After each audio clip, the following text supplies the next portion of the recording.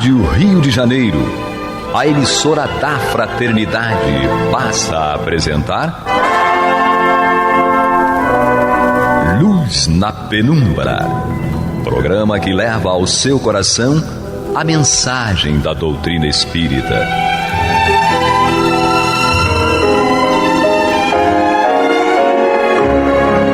E com vocês, Eduardo Araújo, para o estudo de O Livro dos Médiuns, da obra codificada por Allan Kardec. Olá, prezado ouvinte da Rádio Rio de Janeiro, sejam todos muito bem-vindos. Estamos entrando no ar com o programa Luz na Penumbra. Vamos aqui juntos com Maria de Fátima Miranda, seja bem-vinda. Que Jesus nos abençoe. Paulo, Renato. Que Deus nos abençoe. Vamos juntos estudar o Livro dos Médiuns de Allan Kardec. Estamos no seu capítulo 30, lá no finalzinho já, hein? Segunda parte, capítulo 30. Estamos estudando aí o regulamento da Sociedade Parisiense de Estudos Espíritas. Estamos pegando alguns tópicos desse regulamento que sirvam para a gente ter alguma orientação para os dirigentes da Casa Espírita, o trabalhador da Casa Espírita, da necessidade de termos um regulamento, um estatuto, mas não estamos lendo tudo, porque tem muitas questões aqui do estatuto que Kardec trouxe para a gente, da sociedade parisiense, que eram relativas à época, né, àquele momento, e adequadas às necessidades da instituição. Mas tem muita coisa que a gente pode trazer aí para os dias atuais.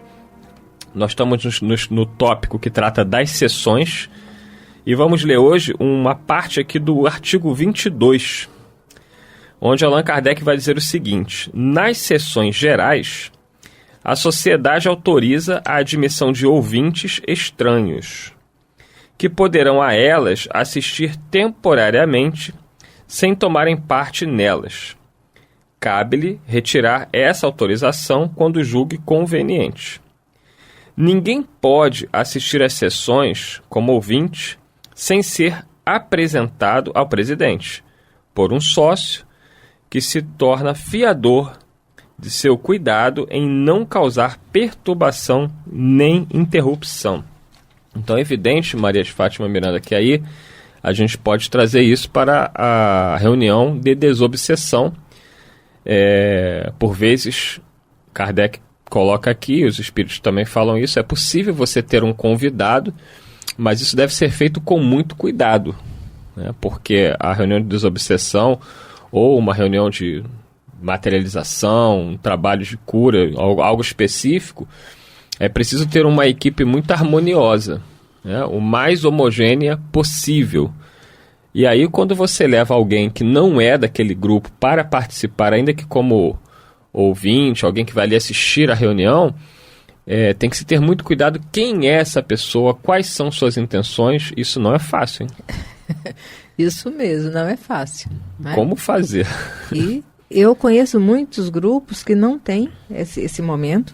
Paulo Renato realmente queria comprar um aparelho que é descrito lá no livro Nos Domínios da Mediunidade. Psicoscópio? O psicoscópio. Tu já conseguiu encomendar esse aparelho, Paulo Renato? Não, ainda não. Pois é. Eu tenho medo de eles usarem contra mim mesmo. Não é? Precaução. Talvez nem você entre no centro. É melhor né? deixar sem ele. A gente está falando do psicoscópio, né, que é um aparelho descrito lá, utilizado no plano espiritual. André Luiz relata isso pra gente no livro Nos Domínios da Mediunidade, psicografia de Chico Xavier, que é um aparelho que mede, né, a vibração do espírito, né, o campo áurico, enfim, mostra as intenções. Mas como a gente não tem um aparelho, Miranda, o que faz? Na realidade, eu conheço muito poucos grupos que têm esse momento aberto, não é? E aqueles que eu tomo conhecimento, essa permissão parte da própria espiritualidade, quando acontece, né? Tivemos a oportunidade de lidar com um determinado grupo que foi refletido a orientação da espiritualidade para uma determinada pessoa num momento específico. E eu fico imaginando que em momentos assim, cabe ao grupo ser o primeiro ponto de responsabilidade aí, porque quem está chegando não vai vir por curiosidade. Existem situações onde fica muito claro, olha, tem crianças no estado de desequilíbrio, enfermidade, perturbação, tamanho, que eles não podem ficar na sala de evangelização. É verdade. Né? É necessário que ela seja cuidada, seja acolhida, mas numa situação específica. Imagina num momento de reunião mediúnica, alguém isso só porque quer. há alguns anos atrás, uma conhecida nossa cismou que queria estar presente numa reunião mediúnica de uma determinada instituição. E o pessoal tudo fez para mostrar, não é assim e tal, mas o grupo muito amigo, algumas pessoas ficaram constrangidas, não, mas eu vou ficar. Aí ficou para a primeira parte do estudo, tudo acontecia no mesmo salão. Quando terminou o estudo, deixou a luz na penumbra, os médios sentados lá, fizeram a reflexão, luz na se penumbra concentraram. É aqui, pois é, mas lá tinha uma penumbra também. Concorrência? Resultado. A reunião mediúnica começou a acontecer. Menino, olha, eu estava sentada num determinado ângulo que eu via o rosto da figura, né? Os olhos arregalados, a mulher estava pálida, tudo acontecendo de uma só vez. Quando concluiu a reunião mediúnica, encerrou que abriram, ela saiu desesperada, foi ao banheiro, depois falou, olha, por pouco eu não abro aquela porta, saiu correndo daqui. Eu falei assim, eu não ia conseguir abrir a porta porque a chave não estava à sua disposição. Nunca mais retornou, nem para a reunião mediúnica, nem para aquela casa espírita. Então, são experiências assim que a gente fica vendo, e é complicado, né? Mas como lidar com tudo isso? O grupo não se reuniu à toa. Então, nós ficamos percebendo que a nossa maior dificuldade em todos os departamentos da nossa vida é falta de honestidade para conosco mesmo. Quando nós começamos a desenvolver honestidade para conosco, fazemos a nossa oração, vem a inspiração e o cuidado de todos junto auxilia como lidar. Paulo Renato. A questão aqui é de se levar um convidado para casa, né? Seja para qual reunião seja. Se a sugestão é o levar convidado, é bom que a gente explique à pessoa que reunião ela vai participar, que tipo de reunião como é que ela se sucede, o que pode ocorrer ou não na reunião, para que ela, informada previamente daquilo que aconteça ou possa acontecer na reunião, ela saiba como melhor se conduzir quando tal coisa se der. Kardec mesmo faz essa sugestão no sentido de que leve as pessoas à Sociedade de Paris, à época, mas antes que se instrua a pessoa sobre o que era aquela reunião, para que ela, de posse da teoria, pudesse, de alguma forma, se ajustar ou compreender melhor os fatos. Então não é contraproducente levar um convidado, mesmo para reunião mediúnica, mas, repito, tem que se explicar à pessoa que tipo de reunião que é, como ela se dá, como ela se processa. Uma vez dentro da reunião, ela não vai poder sair enquanto a reunião não terminar, porque senão perturba a concentração do médium, perturba o ambiente em si, inclusive espiritual. Então tem que se explicar tudo, para que não ocorra esses fatos, né? De que no meio da reunião a pessoa se sinta absolutamente desconfortável, porque não estava preparada para aquilo, e queira sair correndo, abrir porta, causando perturbações que para o grupo seriam realmente difícil de controlar, porque não parece uma reunião, uma pessoa sair correndo no meio de uma reunião, desequilibra emocionalmente todo mundo, até que os médios, os dirigentes possam voltar ao equilíbrio, a reunião já terminou, né? Porque a reunião tem um horário próprio. O João Werneck pergunta essa história. Ele conta de forma hilária. É muito complicada essa questão. Então é bom, no caso aí de convite, a gente não está falando de reunião pública. Por isso que Kardec dizia aqui no regulamento que a pessoa que está chamando é responsável pela fiador, conduta, né? Porque se você chama uma pessoa e você não sabe que a pessoa não está apta a estar naquela reunião, você é responsável. Então, no caso citado por mim, na realidade, ela foi para participar da reunião de estudo. E depois se recusou a sair. Não quis sair. Porque às vezes o convite se dá... lição. Acho até que os espíritos fizeram isso para dar uma lição, né? Entendeu? Ela sabia que tinha reunião mediúnica em seguida e que ela não poderia participar, não deveria, mas ela se prevaleceu de ser parte do grupo amigo, não é? E falou, não, eu vou ficar. Então os espíritos aprontaram uma com ela por pouco. Aquela questão, né? Depois que está lá, como é que vai tirar fraternalmente? Então, às vezes o convite se dá nos seguintes termos: vamos lá, é muito bom. E para por aí, no muito bom. Mas ela sabia. Às vezes a gente, como diz Kardec no próprio Livro dos Médiuns, quando fala sobre os espíritas exaltados, às vezes a gente foca o muito bom numa questão específica da reunião, esquecendo de considerar que a reunião tem outras observações, né, outros pontos de vista, outras colocações, e que de repente esse muito bom não vai servir para quem está chegando, porque a pessoa convidada não vai se focar naquilo que nós nos focamos e qualificamos como muito bom. Ela vai olhar outros pontos da reunião. Sim. Então, de repente, ela tem atenção por um ângulo da reunião que nós não temos, por qualquer motivo, e esse ângulo pode ser observado por ela, ela pode dar um colorido, né, uma interpretação perniciosa e gerar esse tipo de conflitos falar mal da reunião, falar mal da casa. É verdade, tem essa ainda também. No caso de referência, ela tem mediunidade, sabe que tem mediunidade, né? Ela frequentava a época Umbanda e havia-se feito o convite a ela para participar das reuniões públicas e estudar. Aí um dia ela falou, não, eu vou hoje, mas eu quero ficar na reunião. Eu falei, olha, não vai ser possível. Então, pessoal, não vai ser possível. Quando terminar a parte de estudo, você vai sair. E ela, tá bem. Quando chegou lá sentadinha, não vou sair não. Então, os espíritos aprontaram alguma coisa com aquela moça que ela ficou... Quando eu olhei, eu falei, vai desencarnar. São lições. Você está ouvindo o programa Luz na Penumbra, com o estudo do Livro dos Médiuns, Allan Kardec, no seu capítulo 30. Estamos no tópico que trata das sessões, é o artigo 20... Não, já pulei? Já 22, né? Uhum. Isso, 22. E agora, já vamos dar um outro pulo, já para encerrar aí esse capítulo, nós vamos ler o artigo 24, né? O artigo 24, no tópico disposições diversas, lembrando, para quem está chegando, que nós não estamos lendo o regulamento todo, porque muitos artigos aqui dizem respeito às necessidades da época para a sociedade fundada lá por Allan Kardec, que é a Sociedade Parisiense de Estudos Espíritos. No seu artigo 24, tem algo aqui que a gente pode trazer para os dias atuais, e é muito importante. Kardec vai dizer o seguinte, que a sociedade submeterá a um exame crítico as diversas obras que se publicarem sobre o Espiritismo, quando julgue oportuno.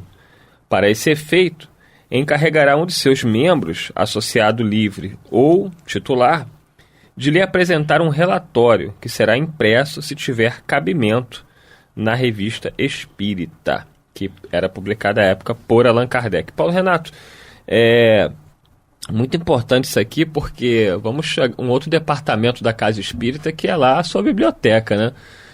Tem Casa Espírita que não tem muito critério. Coloca na sua biblioteca qualquer livro, desde que venda e que traga recursos financeiros para a instituição, tá muito bom. Mas Kardec mostra que lá, já naquela época, no regulamento, de que era muito importante a Casa Espírita tomar cuidado com aquilo que ela está divulgando. Ela está vendendo um livro, ela está emprestando aquele livro, ainda que ela não venda, ela está na sua biblioteca para empréstimo, mas diante de você avaliar que obra é aquela, o que está divulgando. É uma coisa importante. Isso mesmo. Lá no centro a gente tem esse critério, né? A gente sempre recomenda. Agora a compra de livros está por meu encargo, porque falta de trabalhador. Mas a gente sempre recomendava à época, quando tinha alguém encarregada dessa tarefa, que não comprasse livros que o conteúdo doutrinário fosse duvidoso, com base naquilo que nós conhecemos da doutrina espírita. Mas, infelizmente, a pessoa acabava trazendo livros que foi sugerido pela vendedora. Esse livro aqui está saindo muito, não sei o quê. Aí, quando você pega, é um livro que, doutrinariamente, não se ajusta muito aos preceitos doutrinários. Então, por diversas vezes, nós, nesse campo monetário, tivemos prejuízo nesse sentido. Porque eu tive que recolher os livros, não deixei para vender, né? E nem doou. Porque às vezes a pessoa fala assim, não vou botar ele para vender, não. porque não é de bom conteúdo. E doa. Vamos reservar para doação nas reuniões públicas, nas festas do centro. Me parece meio incoerente isso, né? Se não é bom para mim, se não é bom para vender na casa, como é que eu vou doar? É aquela pessoa, né, que não bebe, mas mantém a bebida alcoólica em casa para oferecer a alguém. Então a casa tem que ter muito cuidado com essa questão na doação de livros. Não é doar o livro que não está vendendo. Vamos doar aquele livro ali que não está vendendo. E às vezes a pessoa não compra porque conhece o conteúdo e não quer comprar, né? E a pessoa vai doar. Então, mesmo nas doações, nas atividades festivas da casa, tem que se doar um livro de conteúdo doutrinário. Nas bibliotecas, nas livrarias, tem que ter livros de conteúdo doutrinário, segundo aquilo que a casa entende que seja doutrinário, segundo, eu repito, os princípios da doutrina espírita. Mas ele fala aqui das publicações, eu acho muito interessante isso, que ele fala submeterá ao exame crítico todas as publicações tal, que provenham, né, que fale sobre o espiritismo. Eu acho isso interessante, e a casa que tem condições, num sentido de espaço e de recursos humanos, eu acho muito interessante essa sugestão de Kardec, no sentido de se manter um grupo, normalmente poderia ser o pessoal ligado ao departamento doutrinário, para que se avaliasse as diversas publicações nas diversas mídias, que se falasse, como Kardec fazia com a Revista Espírita, que se falasse sobre um assunto que a casa se interesse, porque o espiritismo, como diz Kardec, diz respeito a todas as questões sociais e tal. Então não era para pegar tudo, mas aquilo que, por exemplo, foi vinculado na imprensa, digamos, ou lançou-se um livro que fale sobre o aborto, que fale sobre vida em Marte, qualquer coisa assim. Estou só hipoteticamente lançando os temas. Mas com um assunto que a casa achasse interessante, pega aquele assunto que foi veiculado na imprensa, escrita, falada, televisada, que tem o seu colorido, a sua interpretação, e traga para casa ler, discutir, digamos, questionar no sentido de avaliar, para que os seus membros, os diretores, os dirigentes de reuniões públicas, que eles ficassem, digamos assim, mais atualizados com os temas que estão em voga e com uma visão doutrinária sobre esses temas. Porque às vezes a gente observa que dirigente de casa espírita, dirigente de trabalhos doutrinários, são pegos às vezes, vou usar a expressão de surpresa, são pegos de surpresa sobre determinados temas que se vinculou na imprensa, falado, escrito ou televisado. A pessoa fala assim, qual a sua opinião sobre esse tema? A pessoa nunca, até aquele momento, tinha sido colocada para refletir sobre aquele tema. E às vezes emite opiniões... Improviso, né, que ela não é bem balizada pela doutrina espírita, porque a gente está falando doutrina espírita, nós somos espíritas, então a pessoa tem que avaliar qualquer assunto com base no conhecimento que ela tem da doutrina. Então ela fala, esse respeito eu nunca li, mas eu acho que é assim. Então se é esse respeito eu nunca li, nunca sei, então não opine, né? Mas não é isso que tem acontecido. Então a pessoa vai dar opiniões e tal, e às vezes a opinião não é muito justa no que diz respeito à visão da doutrina. Então eu acho muito interessante essa sugestão de Kardec para grupos que tenham espaço para isso, não só espaço físico, mas tenha recursos humanos para discutir esses assuntos internamente, para que os seus diretores, repito, trabalhadores, frequentadores, né, possam ver a visão da doutrina espírita sobre aquele assunto que está sendo aplaudido, veiculado, tão divulgado na imprensa. Apurar o senso crítico, não é? Porque às vezes tem companheiros que estudam junto, mas tem uma compreensão diferenciada sobre certas abordagens. E um grupo auxilia nesse sentido de apurar o senso crítico. Seria muito bom e realmente aconselhável. Seria um grande ganho para a casa espírita. Mas aí você pega um livro, Paulo Renato, tá lá, Médium, Maria de Fátima Miranda, tu vai deixar botar na tua biblioteca? Loucura. Vou ler o conteúdo dela. Vou ver a visão da Maria de Fátima Miranda sobre aquele assunto. Ore bastante. Porque tem essa questão, porque às vezes a pessoa tem, digamos, uma boa visão, uma visão crítica, doutrinária sobre um assunto, mas sobre o outro ela não é tão... o bom senso dela fica interferido por uma questão emocional, por uma questão de preconceito. Então, nem tudo que a pessoa fale bem sobre um assunto, nem sobre tudo ela vai falar bem sobre todos os assuntos. É importante. Kardec falava... Misericordioso. Kardec falava isso no Livro dos Espíritos, a questão introdução no item 7, quando eu falava dos sábios. É muito justo que se procure o sábio sobre a sua especialização. Ele é uma pessoa que pode te orientar com mais clareza, com mais precisão. Mas ele não é sábio em tudo, né? Então, Kardec falava, se pronunciar sobre o espiritismo sábio e dar a ele a última palavra sobre questões de doutrina espírita, de espiritismo, é precipitação e muitas vezes até leviandade, né? Porque é sujeitar um assunto desconhecido para alguém que nada conhece desse assunto. Então, às vezes, a pessoa é bem empoderada sobre um ponto de vista, mas sobre o outro deixa a desejar. Todos nós somos assim. É importante, Miranda, porque às vezes a pessoa pega um livro, aí tá lá, Espírito Bezerra de Menezes. Então a pessoa só pelo nome do espírito... Não avalia. Ela não... mas quem é o médium, né? Tô lembrando aqui do nosso companheiro Marco Aurélio, por isso que eu falei o livro de Maria de Fátima Miranda. Porque a gente tem que ver quem é aquele médium... Melhorou, saiu do João das Couves. Quem é aquele médium que está psicografando. Mas por que o médium? Qual a importância do médium? Porque se você não conhece o médium, não é porque o nome do espírito é um nome conhecido, você tem que avaliar o conteúdo. Aí é que tem que ter cuidado, né, Miranda? Emmanuel fala isso, o bom senso fala isso, e Kardec deixa isso claro aqui, né? Então, não se pode, simplesmente pelo nome do espírito, Renato, você não tomar cuidado, tem que quem é o médium que está psicografando, para verificar se realmente é um médium sério, você não conhece, nunca viu. Então, leia, estude o livro para verificar se realmente ele é confiável ou não, doutrinariamente. E a gente volta a essa questão anterior, estamos sempre indo e voltando. Para se avaliar qualquer obra, qualquer escrito, qualquer fala com a doutrina espírita, é preciso conhecer a doutrina espírita. E o que menos se faz, infelizmente, é estudar a doutrina espírita.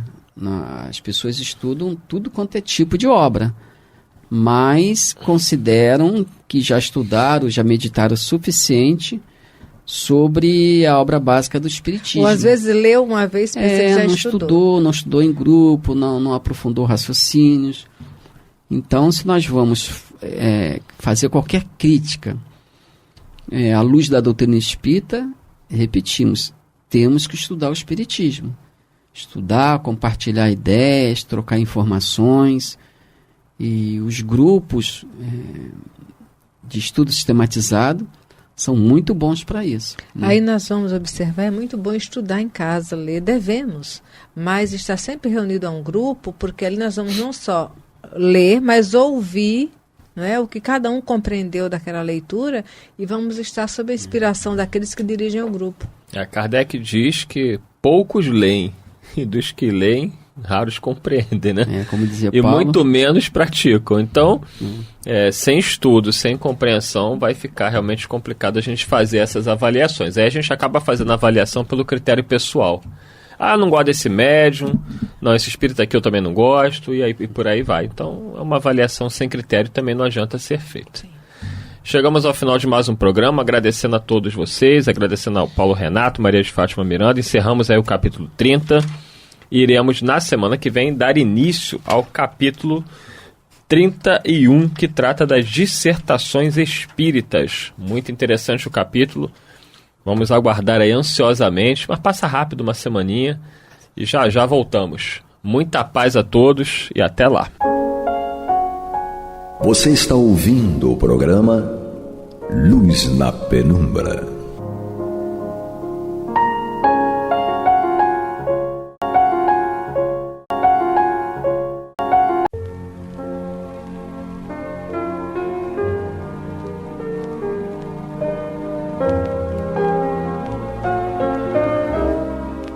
Rádio Rio de Janeiro está levando ao seu lar e ao seu coração a mensagem consoladora da doutrina espírita, através do programa Luz na Penumbra.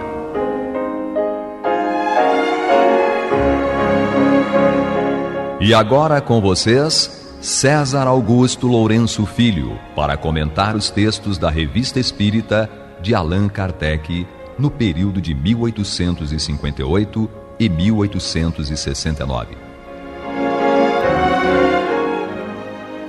Boa noite, prezados ouvintes.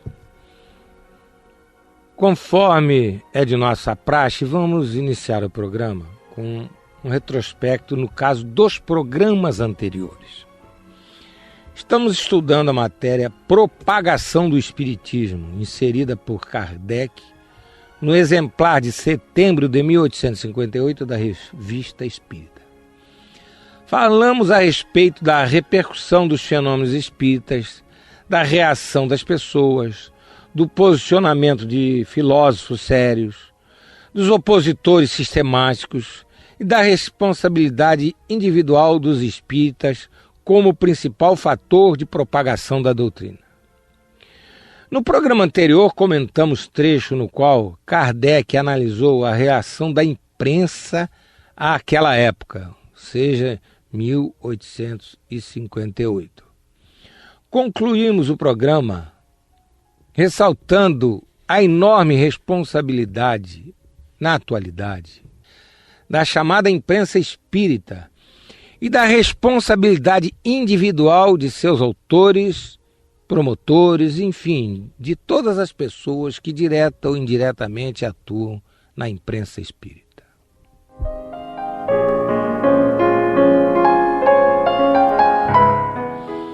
Vamos continuar então estudando o texto de Kardec no exemplar de setembro de 1858 da Revista Espírita.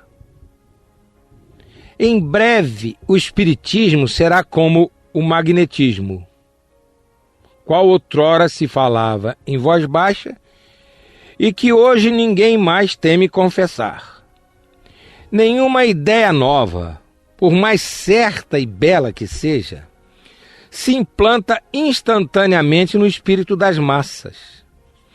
E aquela que não encontrasse oposições seria um fenômeno insólito. Por que seria o espiritismo uma exceção à regra geral? As ideias, como os frutos, é necessário tempo para amadurecer. Mas a leviandade humana leva-nos a julgá-las antes da maturidade, ou sem que tenhamos o trabalho de examinar as suas qualidades íntimas.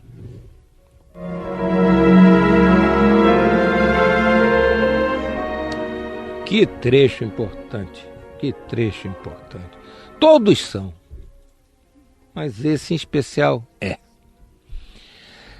Kardec, ao falar da reação das pessoas às ideias trazidas pelo Espiritismo, ele lembra a história do magnetismo, que ele conhecia muito bem, porque nós já falamos aqui em um dos programas anteriores, da formação de Kardec no campo do magnetismo. Kardec, quando começou a tratar dos fenômenos espíritas, ele possuía mais de 30 anos de exercício contínuo, profundo e científico do magnetismo. Então ele conhecia muito bem o magnetismo em si e a história do magnetismo. Então ele fez um paralelo entre o magnetismo e o espiritismo. No início o magnetismo era alvo de chacota, as pessoas brincavam com aquilo, etc. Hoje ninguém mais discute isso. Naquela época, 1858, já seria fora de moda, já seria até a criatura se arriscar a passar por desatualizado se fosse fazer alguma brincadeira com o magnetismo. E não está demorando tempo em que, quando alguém quiser fazer chacota com o espiritismo, realmente vai passar vergonha, porque, de uma maneira geral, as pessoas estão cada vez mais descobrindo que espiritismo, como diz Kardec, é coisa séria para gente séria.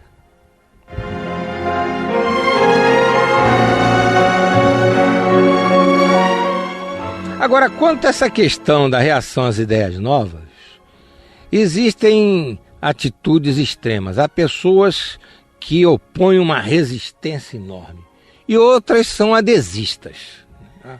Há pessoas que têm uma facilidade danada de aderir.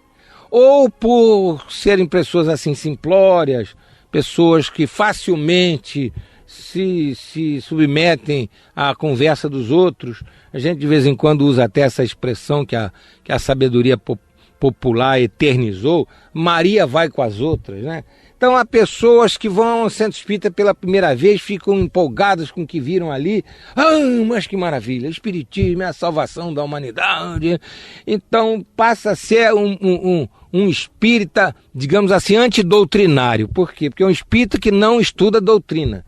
É um espírita que não se comporta da maneira básica que um espírita deve se comportar, estudando a doutrina que professa. Aliás, toda e qualquer pessoa que quer realmente aderir a uma ideia ou uma doutrina, tem que estudá-la, tem que aprofundá-la, tem que saber, afinal de contas, do que está tratando. Então, o espiritismo não quer nem que a criatura seja um opositor ferrenho, fechado a raciocinar, a discutir, a debater, nem que seja aquela criatura que qualquer coisa vai aceitando, engrossando as fileiras do espiritismo e dando trabalho aos dirigentes das casas espíritas.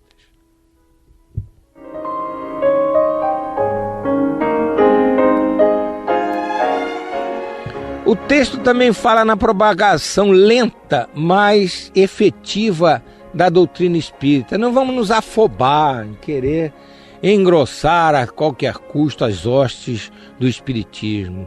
Novamente, nós temos que nos referir à responsabilidade da chamada imprensa espírita, que tem que agir com seriedade, com dignidade e sem proselitismo. Tem que ser uma imprensa de alta qualidade, não só intelectual como moral, a imprensa espírita.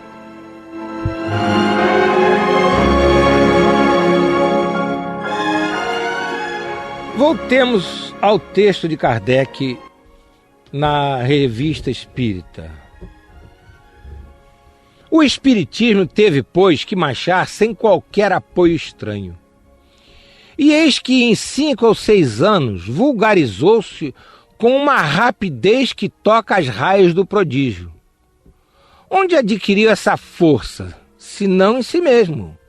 É então necessário que haja em seu princípio algo muito poderoso para ser assim propagado sem os meios superexcitantes da publicidade. É que, conforme dissemos acima, quem quer que se dê ao trabalho de aprofundá-lo, nele encontra aquilo que buscava, que a razão lhe deixava entrever. Uma verdade consoladora e, no final de contas, aure nele a esperança e uma verdadeira satisfação. Assim, as convicções adquiridas são sérias e duráveis, e não opiniões levianas, nascidas de um sopro e por outro sopro destruídas.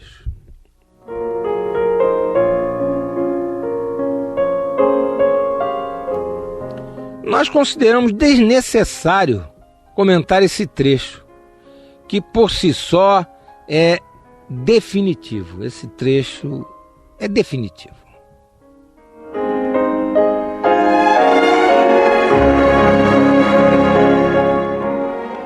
A matéria de Kardec sobre a propagação do espiritismo na Revista Espírita de setembro de 1858 é tão vasta quanto profunda. E nós continuaremos a estudá-la, recorrendo agora novamente ao texto do exemplar de setembro de 1858, em que Kardec se expressa da seguinte maneira: se o espiritismo não foi apoiado pela imprensa na Europa, dir-se-á que outro tanto não aconteceu na América. Aqui ele se referia mais aos Estados Unidos da América do Norte. Isto é exato até um certo ponto. Há na América, como aliás por toda parte, uma imprensa geral e uma imprensa especial, que hoje diríamos especializada. Mais adiante, continua Kardec, é evidente que uma gazeta médica, por exemplo, hoje, se quiséssemos fazer a coisa meio snob, diríamos Journal of, né? Mas Kardec, com aquela linguagem simples dele, é evidente que uma gazeta médica, por exemplo, não terá a preferência dos arquitetos nem dos homens da lei. Assim, um jornal espírita, salvo poucas exceções, só será lido pelos partidários do espiritismo.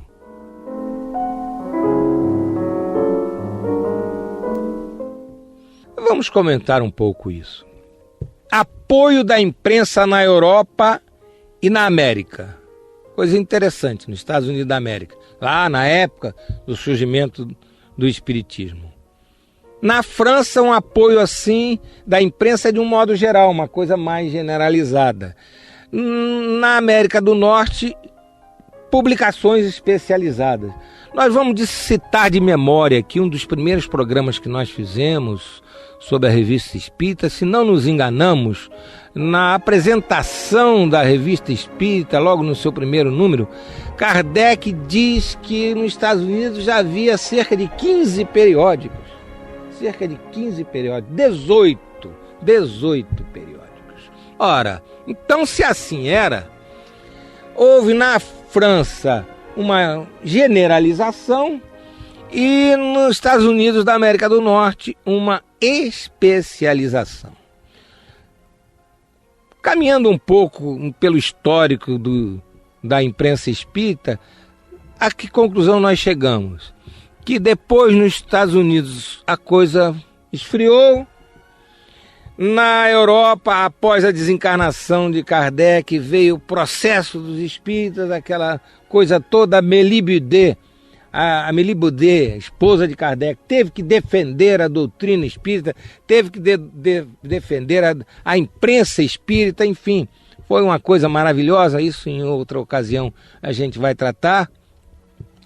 E no final do século XIX, 1880 e tanto, no Brasil surge o primeiro órgão espírita na Bahia. Teles de Menezes. E aí o que acontece, queridos companheiros? O Brasil passa a ser a vanguarda mundial de publicação de livros e jornais espíritas. Então, a partir dessa época, o Brasil, então, intensifica esse trabalho, em especial, temos que ressaltar, pela dedicação plena da Federação Espírita Brasileira à publicação de livros espíritas e ao periódico Reformador, que tem mais de um século. Graças a isso, nós temos no Brasil, digamos assim, a imprensa espírita mesmo. E já que citamos a Federação Espírita Brasileira, nesse histórico, desde final do século XIX, início e meados do século XX, temos que citar Chico Xavier, porque a FEB, além de editar os livros clássicos de espiritismo, dos autores de Kardec, a obra básica de Kardec, e dos autores clássicos dos primórdios do espiritismo, publicou as obras do Chico, depois André Luiz, mas isso nós voltaremos em outros programas.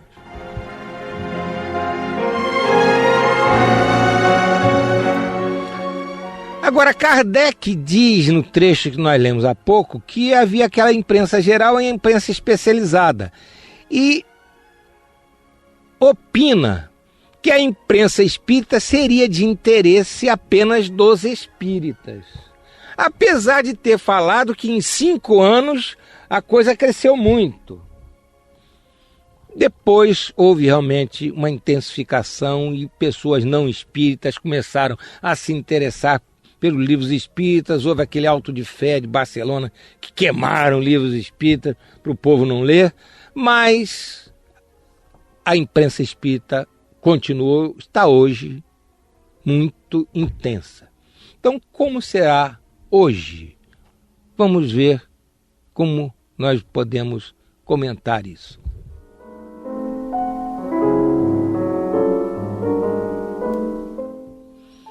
Então hoje a situação é diferente daquela época de Kardec, porque há cada vez mais interesse de não espíritas pelas obras espíritas. E esse interesse de não espíritas pelas obras espíritas intensifica a publicação porque há mercado. Mas vamos fazer algumas reflexões a respeito disso. Primeiramente, nós gostaríamos de repetir o que dissemos no programa anterior sobre a responsabilidade dessa imprensa espírita, de autores, de editores, distribuidores, enfim. Essa responsabilidade é enorme. Nós não podemos deixar de veicular a doutrina espírita com muita dignidade, com muita fidelidade, enfim, com muita responsabilidade. E a imprensa espírita tem que estar a serviço da doutrina e não a serviço de interesses pessoais de qualquer ordem, principalmente financeiros. Não se viver do espiritismo, e sim para o espiritismo, sem prejuízo de suas atividades na vida. E aqui nós vamos nos lembrar de Paulo de Tarso, que tinha a sua profissão de tecelão.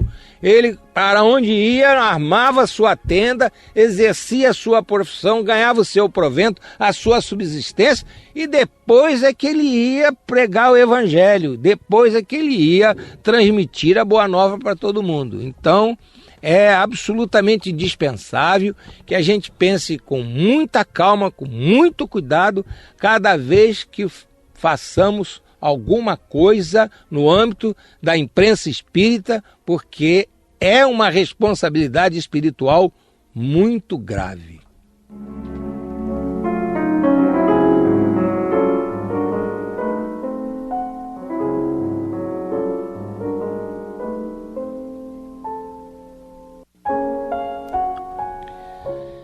Em razão de tudo isso que acabamos de falar, o que é mais interessante para quem se volta para o espiritismo, diante desta quantidade imensa de obras espíritas disponíveis? Hoje é raro o centro espírita que não tem uma biblioteca espírita.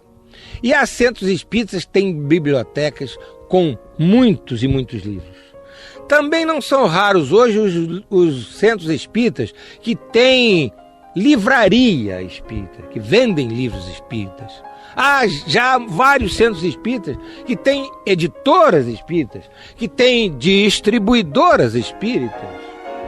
Então há muitos livros espíritas, há muitos periódicos espíritas disponíveis para as pessoas que estejam frequentando o meio espírita, que estejam frequentando as casas espíritas.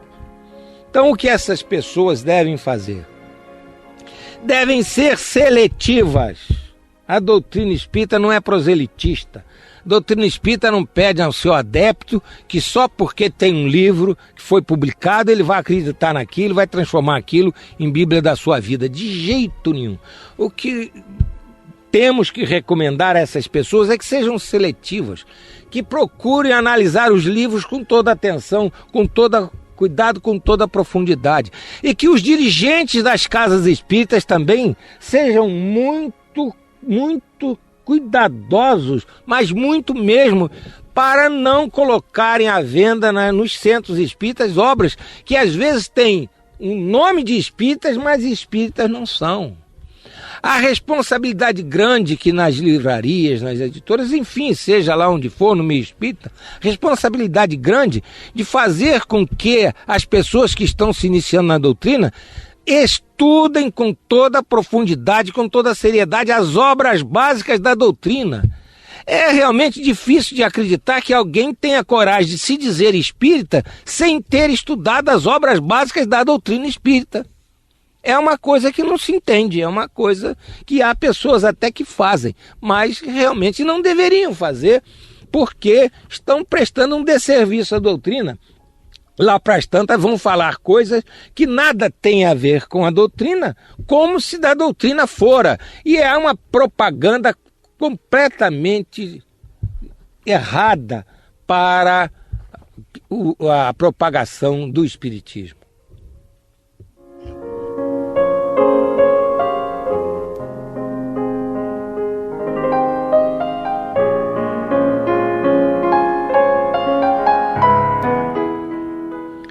Esse tema é amplo, esse tema é delicado.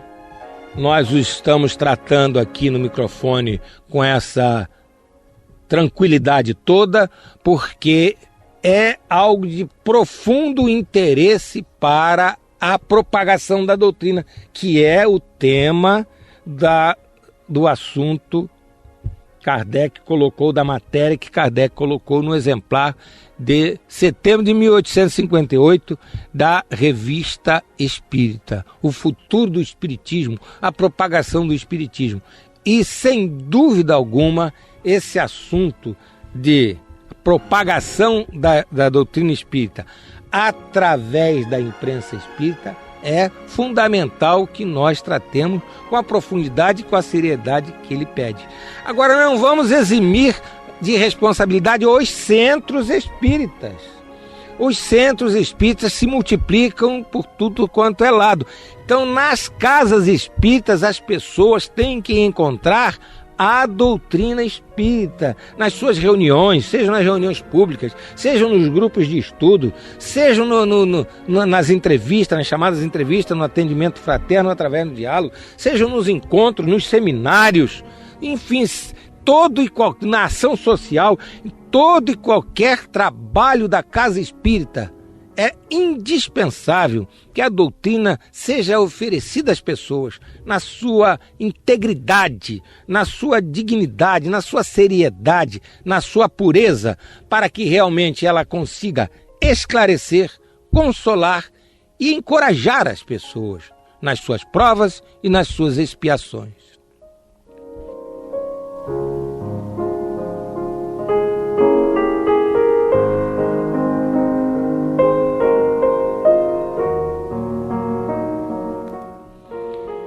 Nós continuaremos, prezados irmãos, o estudo dessa matéria, propagação do Espiritismo, inserida por Kardec no exemplar de setembro de 1858 da Revista Espírita, porque, como dissemos no início do programa, ela é vasta, ela é longa, ela é profunda e é muito atual, muito atual. Então, em razão disso, nós ainda no próximo programa iremos nos ocupar dela. Muita saúde, muita paz, que todos tenham uma semana de progresso material e espiritual.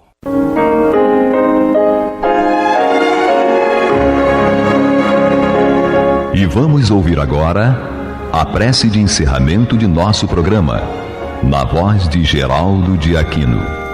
Jesus, dá-nos coragem para a luta, piedade para os insultos e misericórdia para as injustiças e ingratidões. Limpa nossa alma de inveja e ambições mesquinhas, de ódio e de vingança o nosso caminho. E que dentro em pouco, ao recolher-nos de novo ao calor do nosso leito, para que o sono nos dê a paz e o esquecimento das tristezas humanas, possamos sentir, Senhor, no mais íntimo de nosso ser, a doçura indefinível do Teu amor e a grandeza incomparável da Tua divina presença. Que assim seja.